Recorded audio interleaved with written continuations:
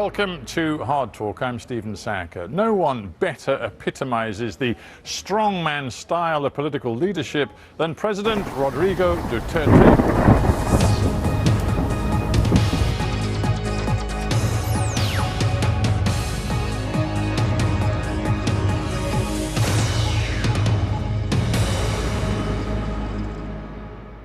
Maria Ressa in Manila, welcome to Hard Talk. Thanks for having me, Stephen. Let's start with your personal situation. You have, earlier this month, been convicted on this charge of cyber libel. The notion that all sorts of freedom of expression are now curtailed and eliminated in the Philippines surely isn't right. If one looks at your country today, there is still a multitude of diverse opinion across the spectrum of politics in different platforms on the media, not least Rappler itself. After all, your website hasn't been shut down. It continues to this day. It has millions of eyeballs on it every single month. The Philippines is not North Korea. It's a lockdown when President Duterte has told Filipinos to stay at home. And he told troops that if they come out, if we break quarantine, he told them to, and this is a direct quote, he said, shoot them dead. That did happen. Almost more than 60,000 people have been arrested during this time period. And because we're locked down, I think there's been more introspection.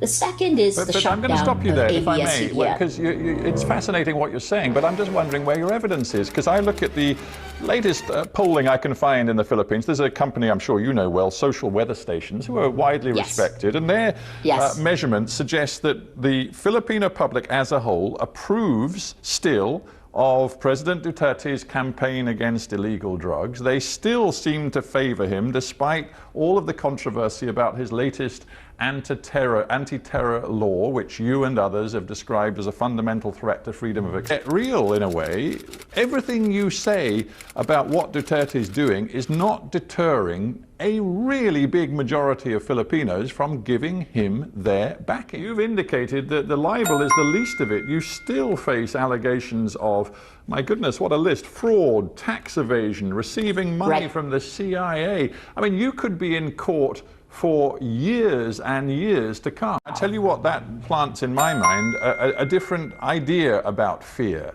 Maybe for you, and let's be honest, for a relatively elite personality living in a nice part of Manila with perhaps more security than most Filipinos, it is easy for you to focus on the threats to freedom which you feel and the fear you talk about. But what about the other Filipinos whose fear is much more street level? It's much more about the insecurity. And your Rappler website has made a point of investigating the drugs war that Duterte has initiated for the last 3-4 years. But the drugs war, according to most Filipinos, has made their streets safer. Yes, they look at the fact that hardly any security personnel have been prosecuted for egregious use of violence, but they also look at the fact that thousands of drug dealers have been taken off the streets. I'll ask you a personal question, and be brief if you can.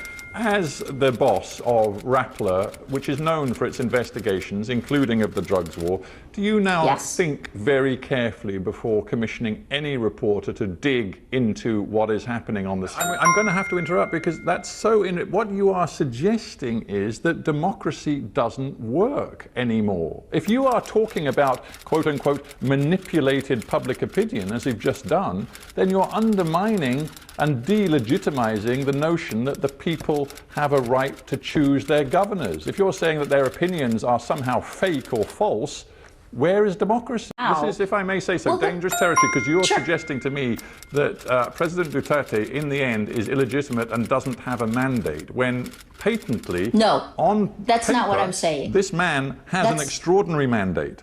Let's talk about international reaction and response to what is going on in the Philippines right now. We have international NGOs like Amnesty International condemning what they call, quote, a policy of large-scale murdering enterprise, they call it. We had, as you said, the UN Human Rights Office report referring to near impunity offered to Philippines security personnel. But what we also see is that consistently over the last 4 years, Donald Trump, for example, has referred to President Duterte as his friend.